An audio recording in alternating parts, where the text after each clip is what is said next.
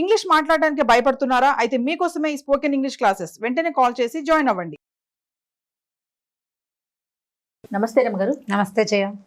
రమగారు, డబ్బే ప్రధానం అన్నిటికీ కూడా. కానీ ఒక్కొక్కరికి చూస్తే వాళ్ళు ఏం కష్టపడకపోయినా కలిసి వచ్చింది అంటారు చూసారా, మంచిగా ఉంటుంది.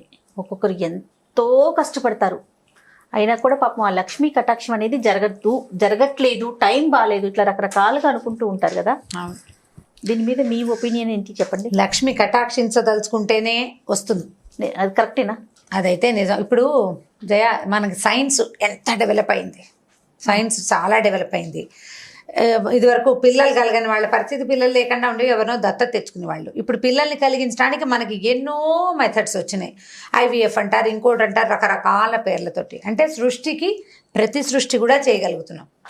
కానీ మన కాలం కలిసి వచ్చింది ఇవాళ అని చెప్పగలిగే సైన్స్ రాలేదు. ఎంత డెవలప్ అయినా, సైన్స్ ఎంత డెవలప్ అయినా, మనం గడియారాన్ని వెనక్కి తిప్పగలిగే రోజు వచ్చినా కూడా ఆ తిప్పగలిగిన కాలం మనదేనని మనకి ప్రూఫ్ కాలం ఇవ్వాల్సిందే కానీ మనుషుల వల్ల కాదు. అది దానంతరం అది ప్రూవ్ చేయాలి. చిన్నగా సబ్బులమ్మి వ్యాపారం చేసిన వాళ్ళు కోట్లకి పడగలెత్తిన వాళ్ళని చూస్తాం మనం. మామూలుగా చిన్న ఒకపడి వ్యాపారంతో తోటి తరాల వెంబడి కూర్చుని తినేంత సంపాదించిన మహానుభావులను ఎంతమందినో చూసాం. చిన్న వ్యాపారం నుంచి బాగా కోట్లకు పడగలెత్తిన వాళ్ళు కనిపిస్తారు. అలాగే కోట్ల ఆస్తులున్న వాళ్ళు పాపర్లు అయిపోయి, ఎందుకు పనికి రాకుండా దౌర్భాగ్యులైపోయి, కుటుంబాల్లో పిల్లలు పాడైపోయి క్రమంగా 1000 ఎకరాల నుంచి 100లోకి, తర్వాత 10లోకి, తర్వాత 0లోకి వచ్చిన వాళ్ళు కూడా కనపడతారు. ఇప్పుడు వీళ్ళు పెరగడానికి, వాళ్ళు తగ్గిపోవడానికి కారణం ఏమిటి? డబ్బే కదా, లక్ష్మీ కటాక్షం. ఆ లక్ష్మి ఎప్పుడు ఎవరిని ఏ రకంగా కటాక్షిస్తుందో, ఆ వచ్చిన కటాక్షాన్ని మనం తెలుసుకోగలుగుతామా లేదా అనేది కూడా చాలా డిపెండ్సే అది. అందుకని ఏం చేయాలి? సానుకూల దృక్పథంతో పోవాలి, పాజిటివ్గా వెళ్ళాలి. కోట్లు వచ్చేయాలని కోరుకోవద్దు. ఎంత ట్రై చేసినా నాకేమి రాదేమో అని దిగులు చెందద్దు. మన పని మనం చేసుకుంటూ పోవాలి. పోతే ఎప్పటికో ఒకప్పటికి మన కాలం కలిసి రావచ్చు. అయితే లక్ష్మీ కటాక్ష కథలు బోల్డ్ అని ఉన్నాయి, మంచి మంచి సినిమాలు కూడా ఉన్నాయి జయ లక్ష్మీ కటాక్షం మీద. మన కథా సరిత్సాగరంలోనే నాకు గుర్తుండి ఒక కథ, ఒక రాజుగారి కథ చెప్తారు, బాగుంటుంది. కథా సరిత్సాగరం అంటే గుణాఢ్యుడు అని ఒక రచయిత, చాలా గొప్పవారు. ఆయన పైశాచి భాషలో రాశారట బృహత్ కథ. పైశాచి భాష అంటే మామూలు భాష కాదులేండి. సంస్కృతంలో ప్రాకృతం అని, పైశాచి అని ఉన్నాయి, రకరకాల భాషలు, పాతకాలం. మీకు అర్థమయ్యేది కాదు, నేను మీకు చెప్పగలిగేది కాదు. గుణాఢ్యుడి బృహత్ కథని సోమదేవ సూరి అని ఆయన సంస్కృతంలో కరించారు, దాన్ని సాంస్క్రిట్లోకి చేశారు. మనకి తెలుగులో వేదం వెంకటరాయ శాస్త్రి గారిని మహామహోపాధ్యాయ ఒక గురుగారు ఉన్నారు, వారు కథా సరిసాగరం పేరుతోటి దాన్ని అనువదించారు. ఇంకా చాలా అనువాదాలున్నాయి. నేను ఈ అనువాదాన్ని తరచుగా ఫాలో అవుతా. ఇదివరకు మనం చెప్పిన ఒక కథ మీద ఒక వ్యూవర్ కామెంట్ చేశారు, ఇవన్నీ పిచ్చి పిచ్చి కథలు, బృహత్ కథలో ఇవి లేవని. బృహత్ కథలో రకరకాల కథలు ఉన్నాయి. పవిత్రమైన, అత్యద్భుతంగా మనం భావించే కథలతో పాటు ఇదేమిటి ఇలా జరుగుతుందా అని ఊహించే విచిత్రమైన కథలు కూడా ఉంటాయి. బృహత్ కథలు, కాశీ మజిలీ కథలు మన కాలం నాటివి కాదు. ఇవాళ మనం ధర్మం, ఇదే ధర్మం అని భావించిన కథలు ఒకప్పుడు ధర్మంగా ఉండకపోయి ఉండొచ్చు. ఆ కాలం నాడు ఏమేమిటి, ఎలాంటివి ఉన్నాయో అవన్నీ ఈ కథల్లో కనపడతాయి. ఈ కథా సరిసాగరంలో ఎన్ని రకాల కథలో ఉన్నాయి. అందులో కొన్ని మనకి చాలా సానుకూలంగా, మనకి లైఫ్కి దగ్గరగా అనిపించేవి కొన్ని ఉంటాయి. ఇలా ఎక్కడైనా ఉంటుందా అని మనకి విచిత్రంగా అనిపించే అద్భుత కథలు కూడా ఉన్నాయి. అవి ఇవి కూడా మనం ఏది మనకి చాలా కరెక్ట్గా అనిపిస్తుందో అదే పాత పెద్దవాళ్ళు చెప్పారని మనకు విపరీతంగా అనిపించిన కథ నేను కల్పించానో మధ్యలో ఎవరో కల్పించారనో మీరు భావించద్దు. కుదిరితే వేదం వెంకటరాయ శాస్త్రి గారు రాసి, నేను ఆవిడ కామెంట్కి నేను మొన్న సమాధానం కూడా పెట్టాను, అది నేను చాలా డిస్టర్బ్ అయ్యాను. నేను క్లియర్గా కథా సరిసాగరం బృహత్ కథ అని నేను చెప్పినప్పుడు నేను చూడకుండా చెప్పలేదు, ఆ పుస్తకమే స్వయంగా నా దగ్గర ఉంది. ఇప్పుడు కామెంట్లు అసలు మీరు అన్నిటికీ అవ్వకూడదు. అంటే ఇప్పుడు ఇలాంటిది ఏంటంటే ఇది రచయితల్ని తప్పు పట్టినట్టు అయిపోతుంది కదా జయ. నన్ను కాదు, అన్ని కామెంట్స్ ని యాక్సెప్ట్ చేయాల్సిందే. ఇప్పుడు వాళ్ళకి ఒక ప్రశ్న ఉంది, ఇది బృహత్ కథలో అయ్యి ఉండదు అని. బృహత్ కథ చదవటం మన వల్ల ఏ వ్యవహారం కాదు. దాన్ని సంస్కృతీకరించిందో ఆంధ్రీకరించిందో మనం చదవగలుగుతాం, మనకు అవకాశం ఉంది. ఇది నేను సముఖంలోనే చెప్పదలుచుకున్నాను. ఆవిడకి ఆల్రెడీ కామెంట్ పెట్టాను, నేను సమాధానం చెప్పాను, ఆల్రెడీ ఆన్సర్ ఇచ్చాను. ఇది నేను ఇప్పుడు ఎందుకు చెప్తున్నానంటే ఇవి పుస్తకాల్లో ఉన్న కథలే కానీ కల్పితాలు, సొంతంగా చెప్పే కథలు కావు. మనం చెప్పే ప్రతి కథ కూడా ప్రతి కథ ఏదో ఒక చోట గ్రంథస్థం చేయబడిందే. ఎవరైనా పెద్దవాళ్ళు రాసిందో, మన ముందు తరం వాళ్ళు రచయితలు రాసినవో, చాలా తరాల ముందు రాయబడి సంస్కృతంలో రాయబడి తర్వాత తెలుగులోకి వచ్చి ఆ తర్వాత మనకు అందుబాటులో వచ్చిన కథలోనే 99% అవే కథలు నేను చెప్తాను. మనకి ఇప్పుడు లైఫ్కి కొన్ని అప్లై అవుతాయి, కొన్ని అప్లై అవ్వవు. కొన్ని అద్భుతమైన కథలుగా విని వదిలేయాలి. అంతే. కథని కథగా తీసుకోవాలి. అందులో రకరకాలు, కాశీనగరంలో ఇలా ఉంటుందంటే కాశీనగరంలో రకరకాలు ఉంటాయి. పైగా ఇవాళ మనకు తెలిసిన పవిత్రమ ఫీలింగ్ ఉన్న కాశీ వేరు, మన తాతల నాటి కాశీ వేరు, మన ముత్తాతల నాటి కాశీ ఇంకో రకం. మన ముందు తరాల్లో కాపాలికులు వాళ్ళు మామూలుగా ప్రపంచంలో అందరితో పాటు తిరిగేవాళ్ళు. మనం ఇప్పుడు కాపాలికులు ఎవరైనా విచిత్ర వేషధారణ వాళ్ళు ఏదో ఫ్యాన్సీ డ్రెస్ వేసుకున్నట్టు అనిపిస్తుంది. అప్పట్లో సన్యాసులు వాళ్ళు ఊళ్ళల్లో మామూలుగా తిరుగుతూ ఉండేవాళ్ళు. మనకి ఇప్పుడు సన్యాసులు కనిపిస్తే భగవంతుడు శాంతం పాప మనం భిక్షగాళ్ళుగా భావిస్తాం వాళ్ళని. అవును, తెలియదు మనకి. మన ప్రపంచం మారిపోయింది కాబట్టి ఇదేదో కొత్త కథలు నేను చెప్పేశానని మాత్రం భావించద్దు. కథా సరిసాగరంలోదే ఈ కథ. తప్పకుండా ఈ క్లారిటీ ఇవ్వదలుచుకున్నాను నేను. ఖచ్చితంగా. అయితే ఈ కథా సరిసాగరంలో కొన్ని చాలా కథలు ఉన్నాయి. లక్ష్మీ కటాక్షపు కథలు కూడా కొన్ని కనపడతాయి. ఒక రాజుగారు ఉన్నారట. ఆ రాజుకి పేర్లు అవి చెప్పటం లేదు, బాగా గుర్తు కూడా లేదు నాకు. రాజుగారికి ఏంటంటే ఆయన్ని చాలా సంతోషపెట్టే మాటలు ఎవరైనా మాట్లాడితే 1,00,000 వరహాలు బహుమతిగా ఇచ్చేసేవాట ఆయన. చక్కటి మాట తీరున్న వాళ్ళకి. అయితే ఇలాంటి రాజుని సంతోష పెట్టడానికి ప్రజలు చాలా మంది ప్రయత్నం చేస్తున్నారు. మరి 1,00,000 వరహాలు కదా, సాధారణంగా ఇచ్చేవాడు కదా, అప్పుడప్పుడు ఇచ్చేవాడు. ఇచ్చాడంటే ఇచ్చేస్తాడనమాట, 1,00,000 కొట్టేసినట్టే వాళ్ళు. అయితే ఒకసారి ఒక అతను లబ్ధసత్తుడు అనే ఒక ఆయన ఏమనుకున్నాడంటే ఈ రాజుగారి ప్రాపకం సంపాదించాలని రోజు వచ్చి రాజస్థానం బయటే నుంచునేవాడు. ఆయన కొలువులోకి వస్తూ అతన్ని చూసేవాడు. అతను ఏం అడిగేవాడు కాదు, రాజు ఏం అడిగేవాడు కాదు, రాజుగారు లోపలికి వచ్చేసేవాడు. రాజుగారు ఎక్కడికి వెళ్తే మంది మార్బలం వెళ్ళేవాడుగా, ఆ మంది మార్బలంతో పాటు ఇతను కూడా పోయేవాడు, వెళ్ళేవాడు. అతను కూడా వెళ్ళిపోయేవాడు. అయితే కొన్నాళ్ళకి రాజుగారు ఒకసారి వేటకెళ్ళారు. వేటకెళ్తే వేటకెళ్ళినప్పుడు ఏమవుతుందంటే ఈ సైనికులు వాళ్ళు వెళ్తారు, తలా ఒక ఆయుధం పట్టుకుని ఎవరి శక్తి అనుసారం వాళ్ళు వేటాడతారు. ఇతను ఈ లబ్ధసత్వుడు ఏం చేసేవాడు, ఒక పెద్ద లావుపాటి ఒక కర్ర, అతను ఆ ఆయుధాన్నే తిప్పగలడు, అంతకంటే పెద్దగా రావు.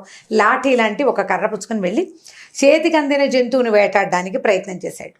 రాజుగారి దృష్టి అతని మీద పడింది. ఇప్పుడు మనం రోజు ఒక దారిలో వెళ్తుంటే రోజు ఒక మనిషి అక్కడ కనపడుతున్నాడు అనుకోండి, క్రమంగా మొదటి రోజును గుర్తించాం, ఎవ్రీడే చూస్తుంటే గుర్తుపడతాం కదా. ఖచ్చితంగా గుర్తుపట్టిన రాజుగారు ఇతన్ని ఏమీ అనేవాళ్ళు కాదు, అడిగేవాళ్ళు కాదు.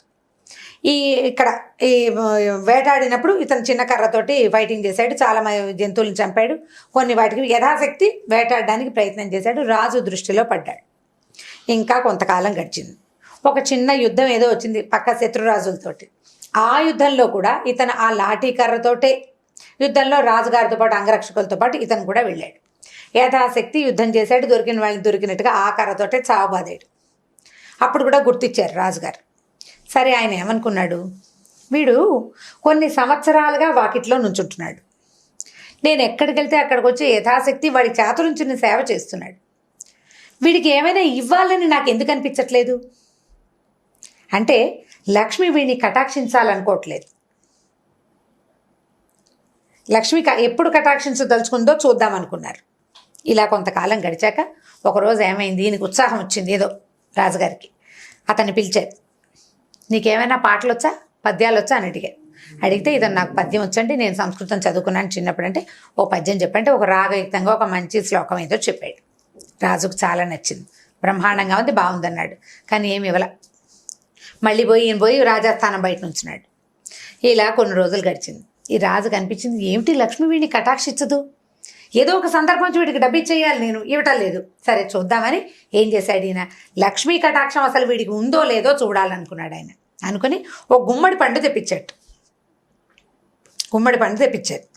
చాలా గుమ్మడికాయలు ఉంటాయి కదా, బాగా పండిన గుమ్మడి పండు తెప్పించి ముచుక దగ్గర జాగ్రత్తగా కోసి ఆ మూతలాగా వచ్చేట్టుగా డిప్పని బయటికి తీశాడు. తీసి ఈ గుమ్మడికాయలో హాలోగా ఉంటుంది, ఖాళీగా ఉంటుంది, విత్తనాలు ఉంటాయి కానీ కాసునే ఉంటాయి. పండిన దాంట్లో ఏమవుతుందంటే కండగా ఉండదు, గ్యాప్ వచ్చి గింజలు ఇట్లా శుష్కించిపోయి దగ్గరకు వచ్చి ఖాళీ ఉంటుంది. ఈయన ఏం చేశాడు, కత్తి పెట్టి ఆ గింజల పాటలు లాగేసి బయటికి దాని నిండా మణులు మాణిక్యాలు పోసాడు.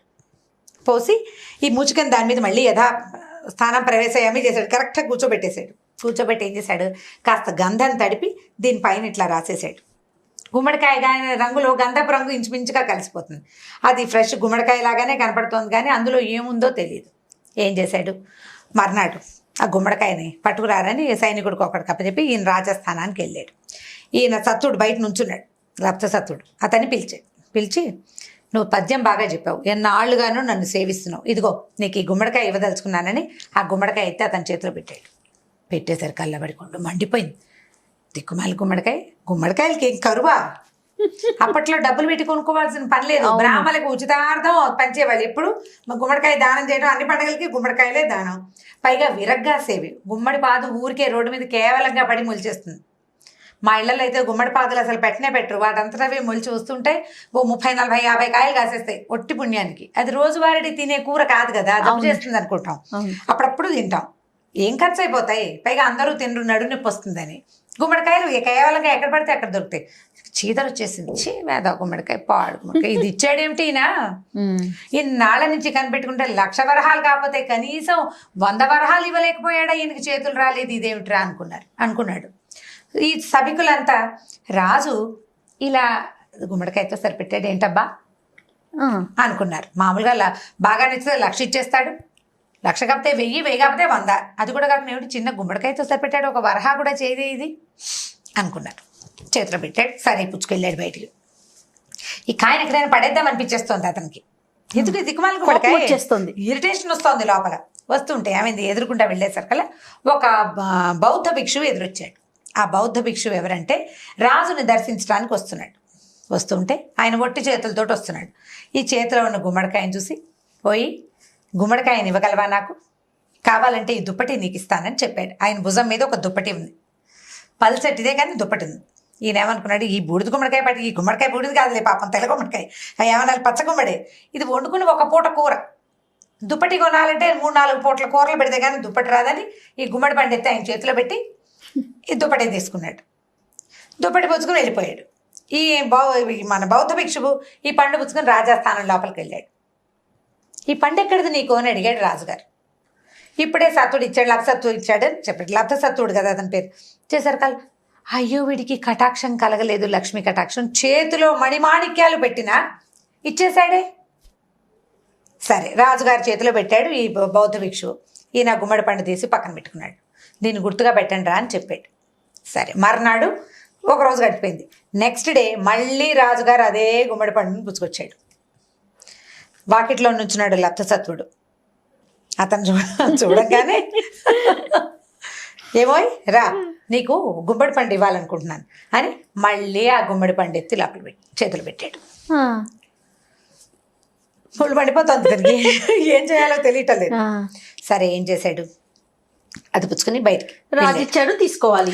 మరి ఇప్పుడు ఇచ్చినప్పుడు తప్పదు కదా, ఇచ్చినప్పుడు తప్పదు. ఏది బయటకు వస్తుండే సార్ కదా, ఏమనుకున్నాడు, నిన్నట్లాగానే దీన్ని ఎవరికైనా మారకం వేసేయాలనుకున్నాడు. ఒక రత్నశ్రేష్ఠి అని ఒక శ్రేష్ఠి ఎదురుపడ్డాడు. రాజుగారికి గుమ్మడికాయ కూర పులుసు అంటే ఇష్టం, ఆయన ఇష్టంగా తింటాడు. పచ్చగా నవనవలాడుతుంది, బాగుంది పండు, బ్రాహ్మడికి ఎక్కడో దానం దొరుకుంటుంది అని చెప్పి ఆయన ఏమన్నాడు, ఏమయ్యా ఇది నాకు ఇస్తావా అని అడిగాడు. అడిగేసరికల్లా ఆ ఇస్తాను ఏదో ఒకటి ఇచ్చి తీసుకోండి అన్నాడు. ఈయన ఏం చేశాడు, ఒక చక్కటి పట్టు ఉత్తరీయాన్ని ఇచ్చాడు. ఉత్తరీయం అంటే పైన వేసుకుని పై పంచని చేతిలో పెట్టి ఆ గుమ్మడి పండు తీసుకున్నాడు. ఆ గుమ్మడి పండు పుచ్చుకొని రాజుగారి దగ్గరికి వెళ్ళాడు శ్రేష్ఠి. వెళ్ళేసరికల్లా ఈయనకు అర్థమైపోయింది, ఇది నువ్వు సత్తుడి దగ్గర తీసుకున్నావు కదా అన్నాడు. అవునన్నాడు ఆయన. మళ్ళీ గుమ్మడి పండు తీసి పక్కన పెట్టుకున్నాడు. వీడికి లక్ష్మీ కటాక్షం వచ్చేలాగా లేదు, సరే 3వ ప్రయత్నం చేద్దాం అని అనుకుని 3వ రోజున ఏం చేశాడు, మళ్ళీ గుమ్మడి పండు పట్టుకొచ్చాడు. 3వ ఇచ్చేసరికి సభికులందరూ ఆశ్చర్యపోయారు, ఏమిటి రాజుగారు రోజు ఒక 10 గుమ్మడి పండు ఇచ్చే బదులు 3 బదులు 30 వరహాలు ఇచ్చినా బతికి బాగుపడిపోయేవాడే బ్రాహ్మడు, ఇలా గుమ్మడి పళ్ళు ఇస్తున్నాడు. ఎవరికి నచ్చలా రాజు చేస్తున్న పని. అసలు బాగా మాట్లాడితే చాలా 1,00,000 ఇచ్చేస్తాడు తేరగా, అలాంటిది పాపం ఇంత సేవ చేసాను వాడికి ఏమీ ఇవ్వట్లేదు, ఇదేంట్రా అనిపించింది. సరే పండు చేతిలో పెట్టేసరికి వీడికి ఆయనకి విసిరేసేద్దాం, ఎమ్మేసేద్దాం, చాలా రకరకాల భావాలు కలుగుతున్నాయి లోపల. నడుచుకుంటూ పోయాడు. ఏమైందంటే ఒక రాజనర్తకి కనపడింది. ఆవిడేమనుకుందంటే ఆ రోజు రాజుగారు వాళ్ళ ఇంటికి సాయంకాలం నాట్యం చూడడానికి వస్తాడు, అందుకని ఆయన ఆహ్వానించడానికి వస్తుంది ఆవిడ మేళంతో సహా. గుమ్మడి పండును చూసి అబ్బా చక్కగా ఉంది, రాజుగారికి ఉట్టి చేతులతోటి ఆహ్వానం ఎందుకు, ఆయన ఎలాగో కూర పులుసు ఇష్టంగా తింటాడు అని చెప్పేసి మా అయ్య ఇగో ఈ గాజు ఒకటి తీసుకోండి అని చేతి నుంచి ఒక బంగారు గాజు మురుగు ఒలిచి అతని చేతిలో పెట్టింది. బ్రాహ్మడు కదా, మురుగిచ్చి ఆ కాయ తీసుకుంది. ఆ కాయ పట్టుకుని రాజుగారి దగ్గరికి వచ్చింది. వచ్చేసరికి ఆయనకు దూరం నుంచి అర్థమైపోయింది తను ఇచ్చిన పండే వెనక్కి వచ్చేస్తుందని. ఎంత ఇవ్వదలుచుకున్నా లక్ష్మి తన దగ్గర ఉండనంటోంది. ఇన్ని మణిమాణిక్యాలు పోసిస్తే, మణిమాణిక్యాలు పోసి ఇచ్చినప్పుడు తీసుకుంటే ఎందుకు ఉంచుకోలేకపోతున్నాడు, కనీసం ఇంటికి వెళ్ళి తరిగి చూసుకుందామన్న ఇంగితం కూడా పట్టలేదే వీడు. కూర వండుకుందాం, మనమే వండుకుందాం, అమ్మేయటం ఎందుకు ఇచ్చేయటం ఎందుకు అనుకోవటం లేదే. ఎన్నిసార్లు ఇస్తున్నారు కదా రాజుగారు, ఇందులో ఏదైనా మర్మం ఉందేమో అని ఆలోచన కూడా లేదని ఆ పండు రాజస్థానంలోనే వదిలిపెట్టి పోయాడు. 4వ రోజు పొద్దున రాజుగారు మళ్ళీ వచ్చాడు. వాళ్ళ ఈ లబ్ధసత్వుడు మంచి ఉత్సాహంగా ఉన్నాడు. ఎందుకంటే మన బౌద్ధ భిక్షు ఒక దుప్పటి ఇచ్చాడు కదా పల్చటిది, దాన్ని పంచలాగా కట్టుకున్నాడు. మా శ్రేష్ఠి గారేమో ఒక ఉత్తరీయం ఇచ్చాడు, దాన్ని చక్కగా పైన వేసుకున్నాడు. నర్తకి ఒక బంగారు మురిగిచ్చింది, దాన్ని చక్కగా మెరుగుపెట్టి చేతికి వేసుకున్నాడు. నగలతో చక్కగా దగదగలాడుతూ బాగా కళగా కనపడుతున్నాడు. ఏమోయ్ మంచి కళకళలాడతాం, గుమ్మడి పండు తీసుకుంది కానీ రా అన్నాడు. అనేసరికల్లా ఈసారి ఏమనుకున్నాడు, 3 వస్తువులు వచ్చినాయి, ఏదైనా పెద్ద మార్గం వచ్చినప్పుడే ఈ గుమ్మడి పండుని మార్చాలనుకున్నాడు. ఊరి పిచ్చోడు. అయ్యో. ఈ గుమ్మడి పండుని రాజుగారు అతని చేతిలో పెట్టేసరికల్లా మంచి మార్గం గురించి ఆలోచిస్తున్నాడు కదా, కొద్దిగా ఉత్సాహం వచ్చింది అతనికి. దుప్పటి ఖరీదు, కొనుక్కోలేడు, వస్తువు వచ్చింది. ఉత్తరీయం పట్టుది, అది ఇంకా ఖరీదు. బంగారు మురుగు వీటికంటే ఖరీదు. 4వసారి రాజు ఇచ్చిన ఈ దిక్కుమాల గుమ్మడికాయ అయినప్పటికీ కేవలమైన గుమ్మడికాయ అయినా పెద్ద మారకం వస్తుంది. ఈసారి ఏ వస్తువుకి దీన్ని మారుద్దామా అన్న ఉత్సాహంతో ఈ పట్టుకుంటున్న వస్తువుని చటుక్కున జారు విడవంగానే తొడిమి కాస్త ఊడిపోయి మొత్తం మణిమాణిక్యాలన్నీ దొరిలేసినాయి కిందకి. అప్పటిదాకా ఈ రాజు అంతసేపు వాడు వద్దురా దేవుడా అని ఏడుస్తుంటే ఆ గుమ్మడికాయ వేస్తున్నాడు. సభికులందరూ చీదరించుకున్నారు రాజుని. ఇంకా 4వసారి విరక్తి పుట్టింది జనాలకి. ఈయన ఇవ్వకపోతే మనమైనా ఇద్దామనిపించింది. ఎప్పుడైతే ఇది పడి బయటకు వచ్చిందో హౌరా అని ఆశ్చర్యపోయారు. 4 రోజుల నుంచి వీడి చేతిలోకి వెళ్ళిన లక్ష్మి 3 రోజుల నుంచి తిరిగి వచ్చేస్తోంది వెనక్కి. నీకు పాత్రత లేదు, లక్ష్మిని అరిగించుకోగలిగే శక్తి లేదు, అందుకే వీడు వెలగాదని వచ్చేస్తోంది. 4వసారి అతను తీసుకోగలిగాడు. ఈ పడేసరికల్లా అతను ఉత్సాహం పట్టలేకపోయాడు. ఆ వస్తువులు అవన్నీ చూసేసరికి రాజు అన్నాడు, లక్ష్మి నీ నుంచి ఇన్ని సంవత్సరాలు దూరంగా ఉంది, నీ చేతిలోకి వచ్చినా నువ్వు దాన్ని చూసుకోలేకపోయావు. కటాక్షం అమ్మవారు ఎప్పుడు కటాక్షిస్తుందంటే ఆ టైం వచ్చినప్పుడే నీ చేతిలోకి వచ్చి కూడా పోతుంది. నీ ఎదురుగుండా ఉన్న బంగారు పాతును కూడా నువ్వు గ్రహించలేకపోతావు. నీ దగ్గరకు వచ్చిన అవకాశాలు కూడా నువ్వు కాలదనుకుంటావు. నీ అంతటి నువ్వే, దానికి ఎవరు కారణం కాదు. ఇప్పుడు నువ్వు రాజుని తిట్టలేవు, సభికులను తిట్టలేవు, ఎదురొచ్చిన నర్తకిని తిట్టలేవు, నీ దగ్గర లేదు. అది నిలబెట్టుకునే గుణం, అవకాశం నీ దగ్గర భగవంతుడు నీకు పెట్టలేదు, ప్లాన్లో లేదు. అది ఎప్పుడు ప్లాన్ కరెక్ట్గా వస్తుంది, నీకు పాత్రత లభించినప్పుడే ఈ లక్ష్మీ కటాక్షం వస్తుంది. రాజుగారు చాలా సంతోషం, ఆయన తీసుకెళ్ళు అని చెప్పి ఆ మణిమాణిక్యాలన్నీ ఏరుకుని ఈ లబ్ధసత్వుడు ఈ మొత్తం మణులన్నీ ఏరుకుని ఆ గుమ్మడికాయ పట్టుకుని ప్రభువుకి చాలా సంతోషంగా అప్పటిదాకా తిట్టుకున్నందుకు రాజుకి క్షమాపణలు చెప్పి ఆ వస్తువులు పుచ్చుకొని వెళ్ళిపో. లక్ష్మి ఈ రకంగా కటాక్షిస్తుంది.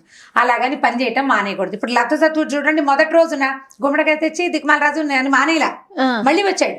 2వ రోజు తీసుకున్నాడు, మళ్ళీ వచ్చాడు. 3వ రోజు మళ్ళీ వచ్చాడు. 4వ రోజు కూడా మళ్ళీ రావటం వల్లే అతన్ని కటాక్షించింది. కాబట్టి ఎప్పుడూ మన వంతు ప్రయత్నం మనం చేయాలి, చేస్తేనే మనకి సక్సెస్ మన దగ్గరకు వస్తుంది. లక్ష్మి అంటే డబ్బే కాదు, all the time success, development, flourishing మనం జీవితంలో ముందుకెళ్తాం. అవన్నీ కూడా మనం పాజిటివ్గా ముందుకు వెళ్తుంటేనే మన దగ్గరకు వస్తాయి. ఈ ఆస్పెక్ట్లో కథ చెప్పి ఇలా పిల్లల్ని ముందుకు తీసుకెళ్ళండి. సూపర్, చాలా బాగుంది రమ్మగారు. నాకైతే చాలా బాగా నచ్చింది స్టోరీ. మంచి కథలో ఎంత మంచి ఇది ఉంది, బ్యాక్గ్రౌండ్ చాలా అద్భుతంగా ఉంది కదా. చాలా బాగుంది, పిల్లలకి చెప్తానికి బాగుంటుంది, మనం తెలుసుకోవడానికి అద్భుతంగా ఉంది. రైట్ రమ్మగారు, ఇంకొక స్టోరీతో మళ్ళీ కలుద్దాం. తప్పకుండా చేయాలి.